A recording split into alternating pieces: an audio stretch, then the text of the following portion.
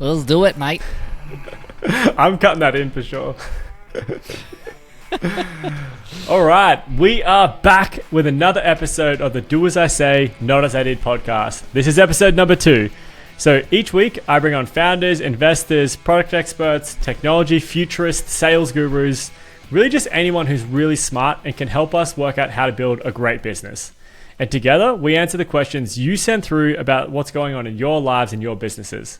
So if you have any questions or you're trying to put out fires in your business, and if you're in business, you're definitely trying to put out fires, send us a question, send us an email, and we'll workshop it with the best.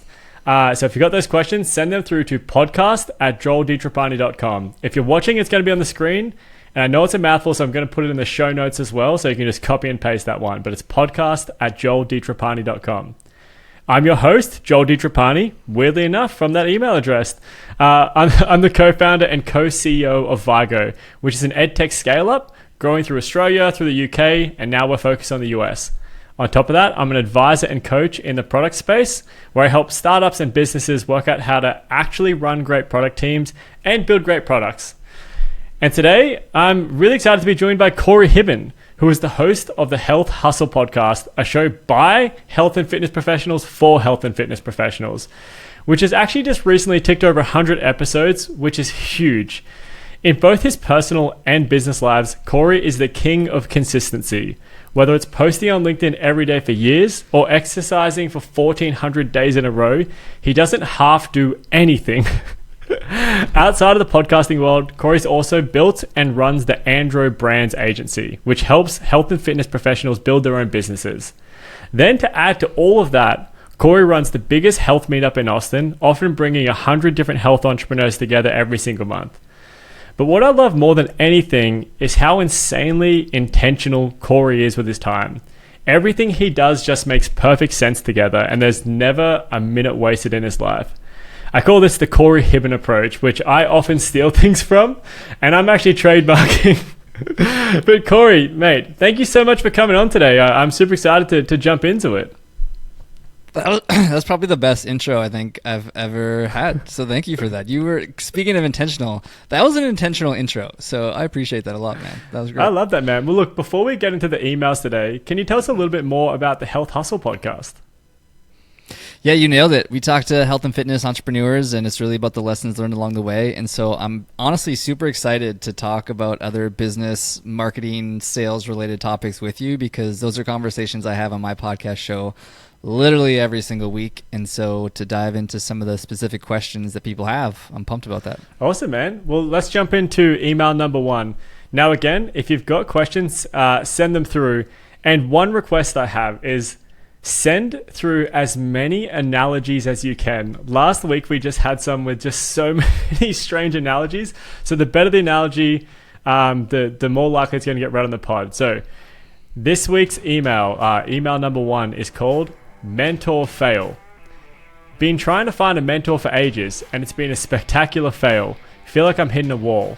Never been great at networking, even pre-COVID. Tried everything, meetups, fancy summits, you name it. But no dice, couldn't make a single meaningful connection. Thought I could replace people with books, but every time I put theory into practice, it backfires. It's like a terrible Groundhog Day loop. Honestly, I'm stuck and I don't know what to do next. End of confession, thanks for reading. Sincerely yours, Dana White. Also, I forgot to tell you, Corey, I take names out and I just put celebrity names in with anyone that I've seen in the news in that week. I was like, there's no way. I was like, Dana White? Wait a minute, what's going on here? Dana White struggles to meet people. But yeah, I thought right. you'd like this one because you know how to meet people. Like you run this meetup every single month. You bring an incredible group of people together. This person's feeling a little bit nervous. They tried a bunch of stuff. Where would you recommend they get started? Yeah, I'll just speak from personal experience. When I first started the agency, I found a mentor that was literally in my local community who was already doing exactly what I wanted to do. I found his name on a website. I shot him an email and I was like, hey, I have similar interests and passions of essentially doing what you're doing. And he wasn't somebody that was like promoting himself as like a coach or a consultant or a mentor of anything in that form. He was just somebody that was already doing something that I wanted to do. And I reached out to him. We got together, we connected, and we jived really well. And that ultimately led to somebody who's still now to this day. We actually just were on a call 3 weeks ago. Literally still mentors me today. And so I guess really the first thing I would think about, and I'd be curious as to what you think about, is that who are the people that you already know or you could find that are just a little bit ahead of where you're at, and how can you start a conversation with them? I think that's step one, number one. And then number two, from something I've learned from so many of the episodes that I've had on the show, is that I would argue mentorship is like ranks close to number one of the most important thing in terms of like helping people scale their business. But a really important nugget of that, which I've learned from all these other people that I've talked to, is it has to be somebody that like you like, honestly, like somebody you like admire in some way or you think is doing something really cool. Because like if you don't have just that baseline level of like respect and admiration for them, you're probably not going to listen to them. So I think that's a really important piece of it. But what are your thoughts?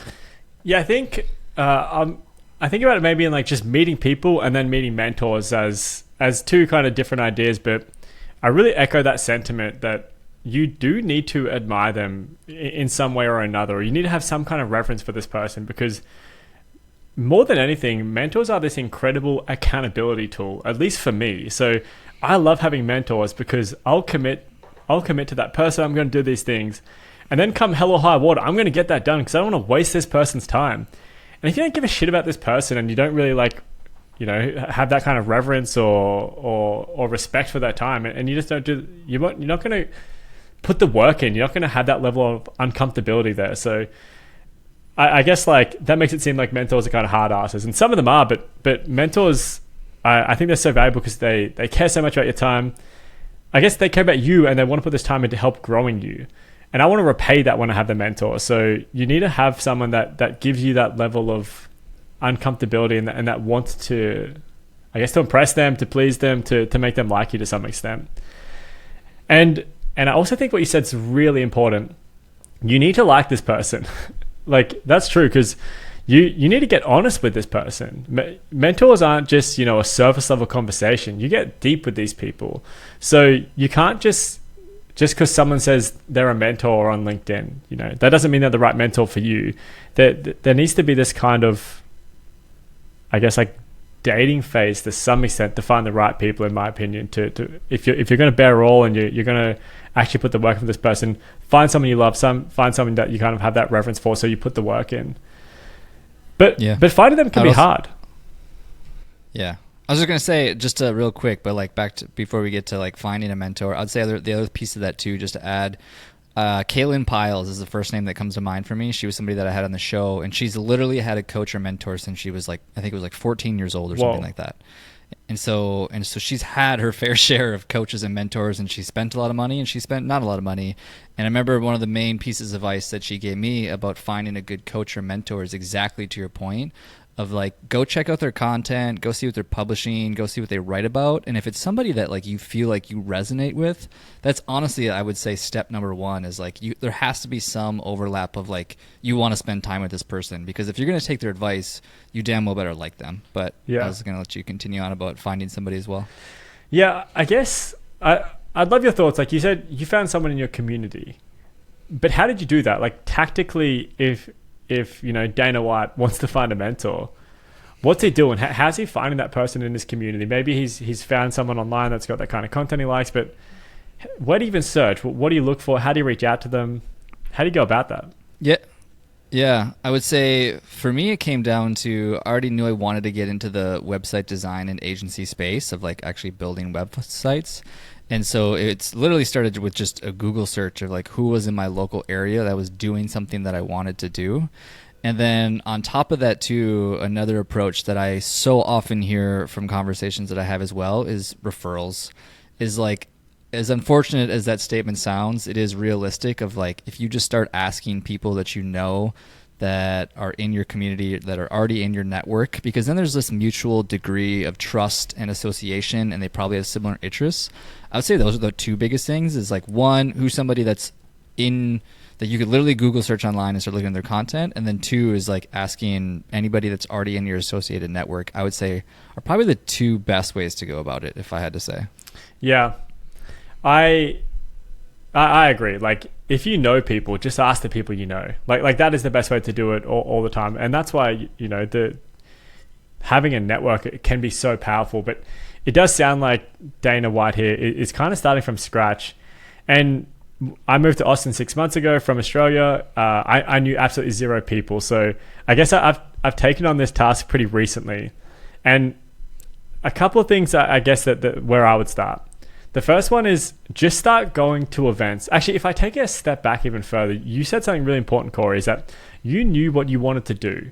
So if you get really clear about what your goals are, where you want your life to go, that actually makes it a bit easier to find a mentor. Because, if you want to build a brand agency, you want to build websites, or you want to build a startup of some kind, find the people who are a couple of steps ahead of you. That's going to make the perfect possible mentor for you. But then just start going to events where those people are going to be there.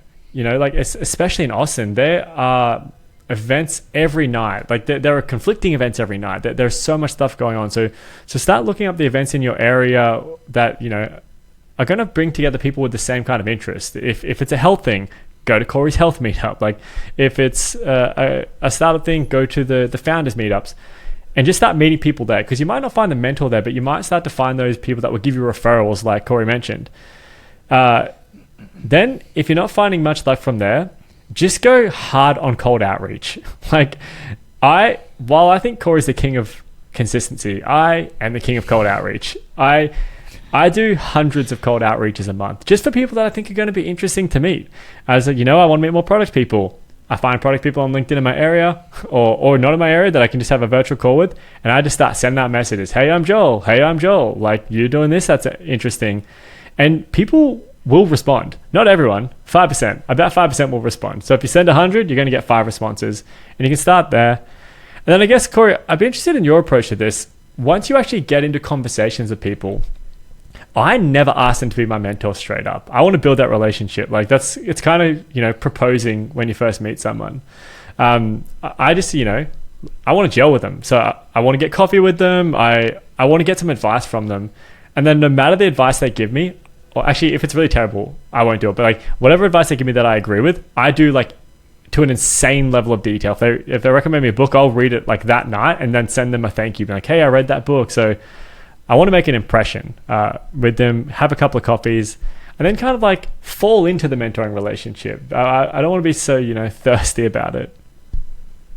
Yeah, I totally agree. I think that can make the situation weird if you're like, hey, you should be my mentor. Because like that's really it's like, what does that mean? Yeah. Right? Like what does it actually mean to be somebody's mentor? Because realistically, all you're really looking for is somebody that has some sort of skill or knowledge that you don't have, and you're hoping to essentially learn from them to help you kind of get to the next level. And honestly, it just comes down to, one, consistently being around that person, and then two, consistently having conversations with that person. And so to your point about like, I don't think it needs to be something as quote unquote formal as like, you're my coach and now I'm your student and like teach me everything you know. That's kind of overwhelming for both parties involved. Really, it's just like, how can I spend more time around this person that I like what they're doing and I can learn from them? And maybe that evolves into a monthly call or something more routine and more scheduled that feels like a mentorship type situation. But honestly, like those have always been my quote unquote best mentors in my life, are people it's like, I think what you're doing is cool and interesting. I want to spend more time around you. If somebody's looking for that like very structured mentorship type approach, the two things that come to mind for me, I've only used one of two of them, but one of them is coach.me. It's a website. I don't know if you've ever heard of it before, but basically you can go in there and you can find coaches for literally anything you've ever wanted to get better at, whether it's a business coach or playing guitar or being better at networking or learning a new language, whatever it is like you can go to coach.me.com. And the other one too, which I have used, it's called score.org, and they have free mentorships. Or free mentors, I should say, where you can go in there and you can find somebody in specific like business skills, business topics, industries, where people are already on there waiting and like willing to mentor people totally for free. I don't even know, there might be a paid program within that, but I do know for sure because I've used mentors and coaches on there before, where it's like it's a lot more structured thing. We met every like two 2 months or something like that, and it was like what was the progress. You stay back and forth in conversation with emails, so they actually know like if you're working towards these goals, and then you have check-ins, and so like it's a little bit more of a structured approach. But again, to your point, I've found more value out of just like finding people within my network or in my community or in my industry that I'm like, you're doing some cool, I don't know if we can cuss, shit. We can. And I just want to spend more time. Okay, cool. I want to spend more time around you. And like, because I call people my mentors all the time. Like I'll say I learned something from my mentor. I never told them they were my mentor. I never put this hard label around that or that relationship. But there's a lot of people in my life that I look up to and just am constantly learning from. Yeah. I actually think that's a really important distinction, is that there is, very formal mentoring and very formal mentoring programs. And I guess the approach I often go to is that more informal, which is, you build these relationships with people, like you said, who know something that you want to learn. So I guess, we've given a lot of advice on, there's these more formal programs that Corey's mentioned. I guess also another one to add to that is good co-working spaces will have mentors available. So if you go to the co-working spaces that, not WeWork, but like the more kind of like independent co-working spaces, they bring together a really good community of mentors, and it's a great place to start. It might not be your forever mentor, but it will be a good place to start. So we go to the formal approach or the more informal approach. So let's wrap this one up, and we're going to give Dana White a final judgment here. So it sounds like step one, know where you're going, get some goals, and that is a big topic in itself, which is probably for another podcast. Then decide whether or not you want to go down a more formal or a more informal approach. If you want to go down a more formal approach, go through these websites, look up mentoring platforms that they definitely exist, or go to co-working spaces. Or if it's more informal, start going to events, start meeting people, start asking for referrals, or just start doing cold outreach like me, and just start throwing them out there and see what comes back. And just have the conversation, see if you gel, and then just progressively spend more time together, until you're both getting a win out of that relationship. Yeah, I would totally agree. I would say to anyone listening is that the two biggest influences on your life will always be people and environments. And so keeping that in mind, I think it's really important to like get around the right people. And to your point exactly, if there's the co-working space that you can get involved with, like those are going to have such a big impact on your life. It's unbelievable. I can look back of every chapter of my life, and it's always been a direct reflection of the people and the environments that I'm around, which is a big reason that I'm in Austin, Texas, and I'm sure you are as well, Joel, is like the people and environments here are definitely keep me motivated. So yeah, absolutely. Awesome. All right. Well, we're going to wrap that one up, and we're going to move on to the next email today. So this next email is called Startup Job Makes Me Feel Like a Failure. A few months back, I was sacked to start as a solo designer at a tiny startup. Everything went downhill when they sprung animations on me. I'm a designer, not an animator, and this has thrown me into a full-blown crisis. I've been burning the candle at both ends trying to learn, but it's now clear I can't do it. I missed an important deadline today, and the blow has been devastating. I feel like I failed even though animations were never part of the original deal. Now I'm doubting everything. Is this what working in a startup means? Should I have been able to adapt? I'm in a bad place and could really use some advice. If you've been here before, I'd appreciate any insight. Hoping for some help, Tom Hanks. Tom Hanks. Thanks, Tom. You're the best. I'd love to have Tom on the show. God, yeah, are you kidding me? I don't know if it makes much sense, but God, it'd be fun. Freaking Forrest Gump. That's my girlfriend's favorite movie. It's amazing. Do you want to start? Do you want me to start? Jump in, man. This is a tough one. Yeah, I agree. The first thing that came to mind for me was communication and boundaries. But I will say, like, in the startup world, yeah, there's some degree of expectations of wearing multiple hats and kind of learning as you go.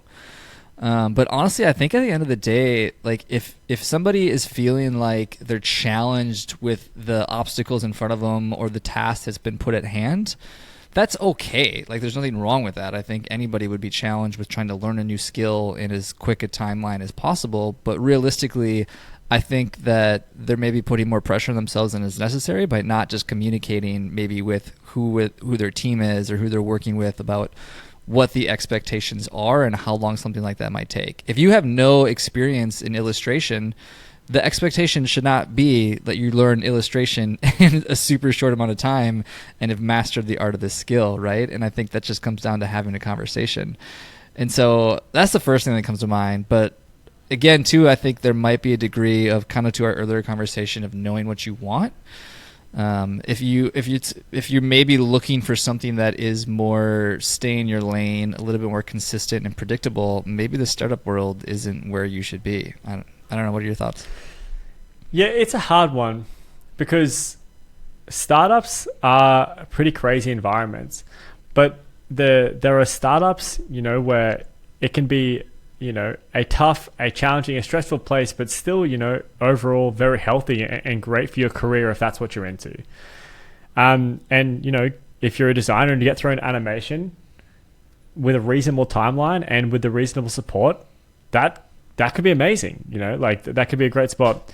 But also some startups are toxic places. Like whether or not you're made for startups, it could just be a terrible place to work. You could have some terrible founders, and businesses don't get founded by people without egos a lot of the time. So you might just be you might be in a tough spot. But I guess, if I try to generalize, which we've got pretty limited information, so we're gonna have to, is that I'd say, I think this is a communication fail, probably on both parties, to be honest. But if you committed to this deadline to learn this new skill, like maybe the expectation to learn a new skill wasn't reasonable, but at the end of the day you agreed to it, so everyone else kind of went on with their time and was expecting this from you. And the reason you're feeling so stressed and challenged and burnt out in this is because you agreed to something you shouldn't have, and you've put yourself into a tough position. So I would just say, prevent these situations wherever you can. Be upfront, be willing to give it a crack, but be really clear from the beginning and give a lot of updates that, I've got no experience with this. I've never done this before, but I'm willing to give it a go, but I'm probably going to need some help. Can we get me a coach? Can we get me an advisor that can support along with this? Can we get an external consultant for this very first time? But if from day one, if you're just saying, I'll give it a go, then in my mind, that's kind of on you, which is rough, because, maybe these founders are being tough, but as a founder, I would expect you to communicate back to me in this situation if you're unable to do it. Yeah, I totally echo everything you're saying, and it's exactly to that point about the communication aspect of it. And generally speaking too, I think it's important to know as humans that we overestimate what we can do in so many circumstances. And I think it's also important to note that it's also a lot easier to say yes than it is to say no, generally speaking. Is we assume that we could get, I would say step one is to step back and realize everything that you want to do for the most part in life takes longer than you expect it to. As crazy as that is, it's as I continue to, I don't know, age and become more wise. I'm 35, not that I'm this wise Yoda, but I begin to realize that honestly, in most cases, I can do so much less than I think I can. Everything takes longer than I expect it to. And so something as I feel like I could probably learn illustration. I think anybody could. I would argue I guarantee it'll take longer than I expected it to, but that's true for everything, right? And so I think giving yourself so much buffer on the timeline could be super helpful on whatever these tasks are that your startups give to you, is being respectful of the fact of everything takes longer than you expect. Yeah. And then communicating that, like you said, very clearly of I've never done this. This is probably going to take some time. I probably need some help, some mentors, some coaches, whatever. Yeah. But yeah. And I guess if we go back to the end of that email, Tom's in this tough spot now, and he wants he wants some advice on the situation he's in. And I would just be honest, but first of all, this is to some extent what happens in startups. Big expectations get put on you, especially in the early days, and that is an exciting thing. So I echo Corey too. If that's what you want to be, where you want to get pushed harder than you would in a normal environment, if you want to stretch and you want to grow, then this could be a great spot for you. And you just need to ask yourself those questions. Startups are over glamorized, and I think a lot of people end up in startups just because they seem cool, but they are a tough place to be. So if it's the right place, then you can get by this. You failed one deadline. It sounds like you're absolutely killing it. People are only going to give you more and more work if you're killing it to date. So look at all the wins you've had, and then just be honest. Say I fucked this up. I didn't get it right. I missed the deadline. And I shouldn't have committed in the first place, and then work on that communication, use it as a learning as you go forward, and just see, work with the founder, work with the executive team, and see what needs to happen to move forward to get past this. But I wouldn't let this, end your time in a startup. I'd think more about what you want.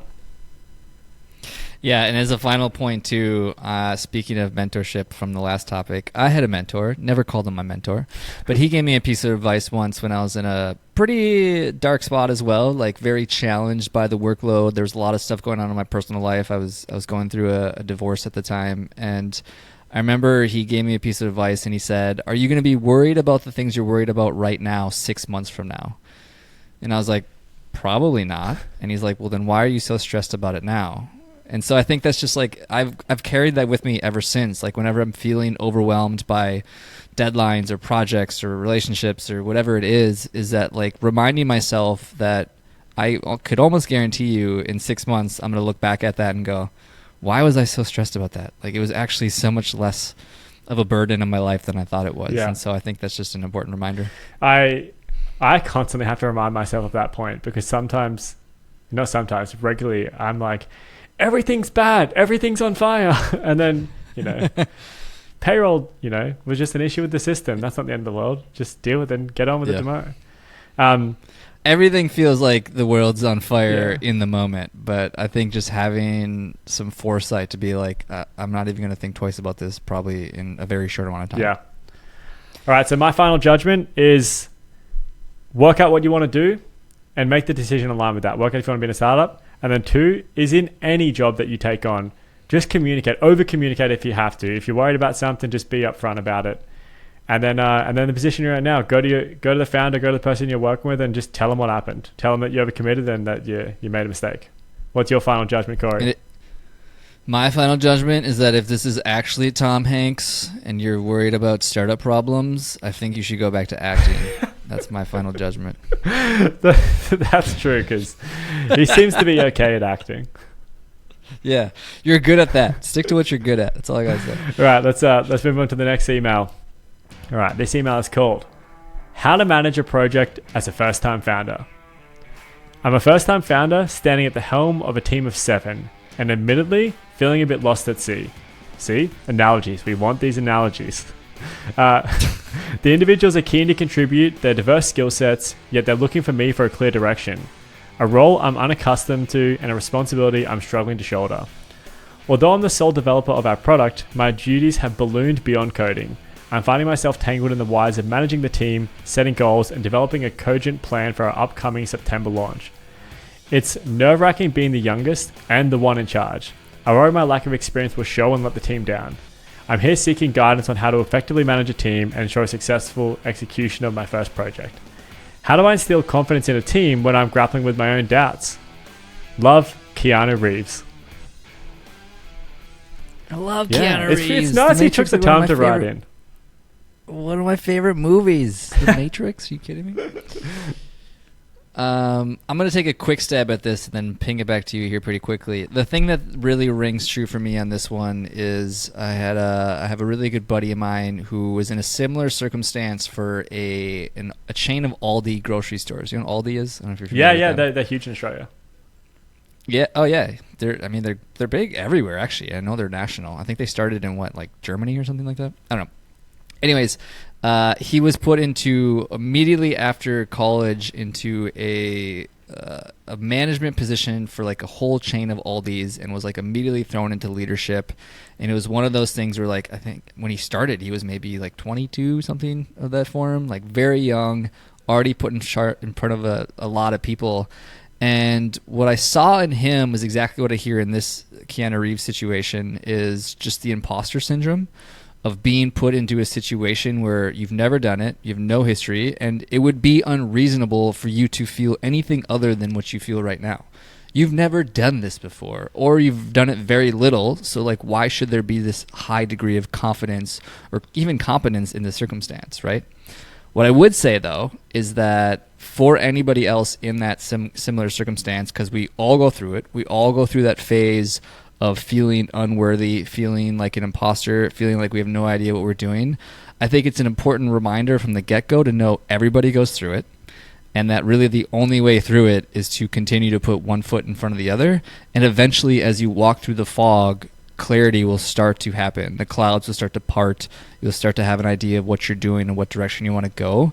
But I think from what I'm hearing from this circumstance is that it's really just a matter of accepting the circumstance that you're in. Is like, it would be unreasonable to think otherwise. And I think it's okay to be concerned about where you're sitting at in this exact moment, but to just keep continuing forward. Yeah. That's what I would say.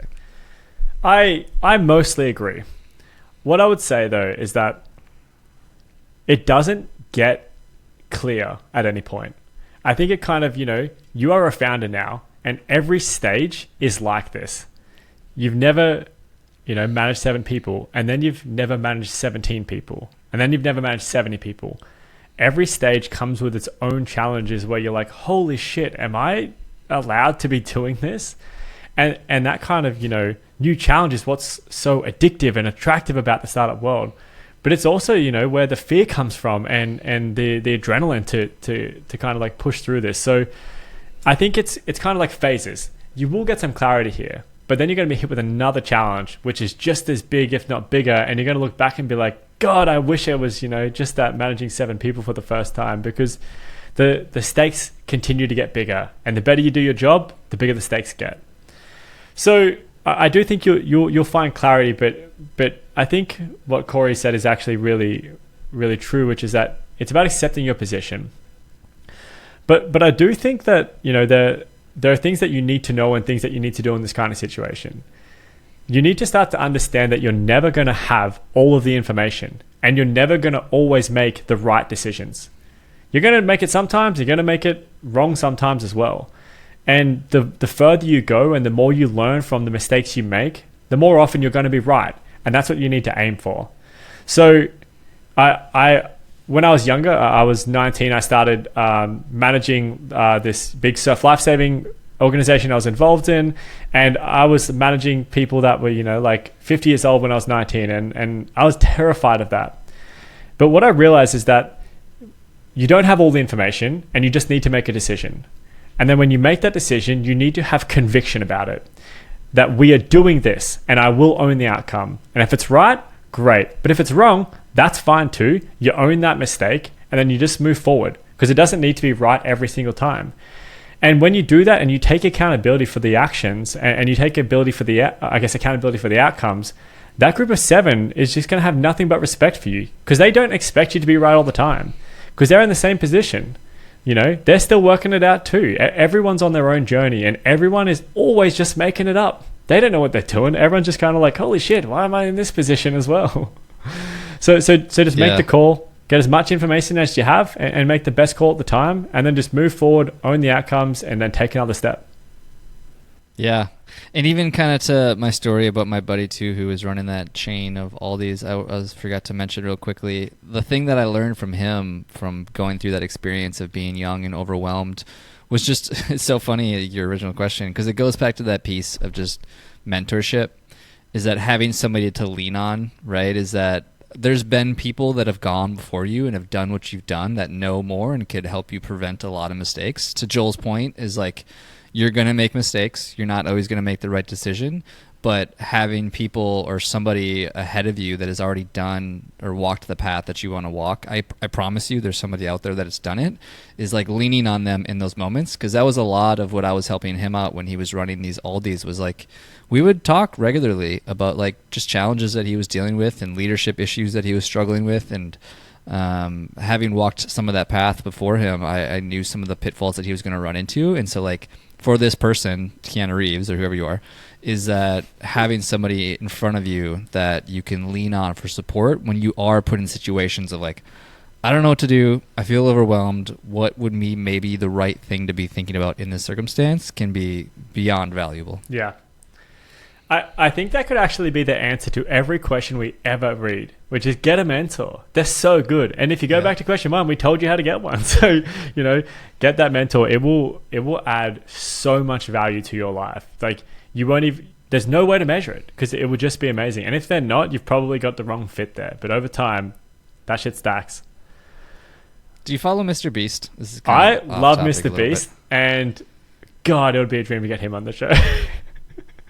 So he talks a lot about that, actually. Is like people will DM him and regularly reach out to him, and they're always asking him for advice, and he's always willing. He's actually very like responsive, and he'll tell people advice and kind of like help coach / mentor them in terms of like the YouTube world. Obviously, if nobody knows what we're talking about, Mr. Beast is like the #1 YouTuber. I think last time I checked, he has like 170 something million subscribers on YouTube. It's nuts. And yeah, it's crazy. But that's one of the things that he honestly regularly talks about, even like when he's on podcast shows himself or having conversations with people, is he goes, literally, it's very simple. Find somebody who's doing what you're doing and then basically learn from them. Like, let them coach and mentor you and just do what they say. Like, that's literally the life hack for anything you want to do. Like, if you just took Mr. Beast's brain and everything he knew and he stuck it in your head, you'd probably have a giant YouTube channel as well. And the reason he has such a giant YouTube channel is because he has this knowledge in his brain that nobody else has, or at least most people don't have. There's other big YouTubers. But, like, that's the hack, is like, so if you're in that circumstance like Keanu Reeves of like, oh, I don't know what to do, we'll find the human that does know what to do and learn from them. Yeah. All right, let's close this one out. Final judgment is find a mentor and then make the decision and own the outcome. It's all about conviction and then accountability of outcomes. Yeah, and I would just also add that piece too of having realistic expectations of it would be unreasonable to think otherwise in your current circumstance. I think that's just, I always try to remind people of that as well, is when they're feeling stressed about their circumstances, like, you would be unreasonable to think otherwise. It's okay. Yeah. Like, anyone's gonna feel that's that true. way. That's Keanu. It is okay. It's all right. Yeah. All right. Well, that's the last question for today. So now we're coming to the absolute audience favorite part of the show, plugs. So tell us, Corey, what are you plugging? What's going on? I didn't know there was a plug fucking moment of the show. Plugs. The Health Hustle podcast, Austin, Texas. It's focused on the entrepreneurs in Austin, Texas, about how they built their lessons or how they built their business and the lessons learned along the way. My meetup group's pretty awesome, like you mentioned before. So if you're in the Austin area and you like health, fitness, wellness, and business, we would love for you to come out. We meet the first Thursday of every month. I don't know. I don't think I'm forgetting anything else. I help you with marketing. If you need help with marketing, let me know. That's about all I got. Awesome. And we're going to put links to all of that stuff in the show notes as well. And then plug for me, like and subscribe on this podcast. Go to your favorite podcast platform, subscribe, give us 5 stars, then go to your friends' phones, your parents' phones, subscribe on those as well, download every episode and just listen to them on repeat. On top of that, if you've got questions, we love them. Send them through to podcast@joelditrapani.com. Again, that's in the notes. And then lastly, I'm going to put a Calendly link in the show notes too. If you want to have a conversation, if you've got questions that you want to learn about product or growing a business, I'm having conversations with people every week. Just find a time that works for you and we can have a chat one-on-one as well. Anyways, let's wrap this one up. Corey, thank you so much for arguing and laughing with me today. I think the audience will get a lot out of this one. So this has been another episode of the Do As I Say, Not As I Did podcast. We'll see you next time, guys. Woo! Thanks, brother.